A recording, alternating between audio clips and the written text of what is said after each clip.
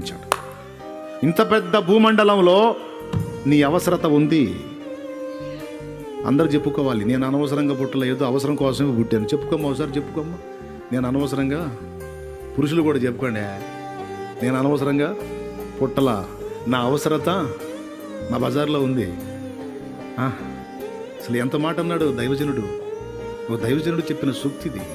నీ అవసరత ఈ భూమండలానికి ఉందన్నాడు. మనమేమో బజారు కూడా లెక్క చేయదు మనల్ని అనుకుంటాం. మనం ఏముందో ఆయన చూపించుకుంటాడు, ఆయన నెరవేర్చుకుంటాడు, ఆయన చేయిస్తాడు నీ చేత. నువ్వు గుర్తించాలా ఏంటంటే ఏదో పుట్టాను, పెరిగాను, తింటున్నాను, తిరుగుతున్నాను, గడిచిపోతుందంటే నీ లైఫ్ వేస్ట్ అయిపోయింది. అవివేకులు కాక వివేకులై ఉండి ప్రభు చిత్తం ఏంటో తెలుసుకోవాలి, ఆయన చిత్తం తెలుసుకోవాలి. ఒక దర్శనం కలిగిన జీవితం జీవించాలి. ఒక విజన్, ఒక గురి, ఒక లక్ష్యము.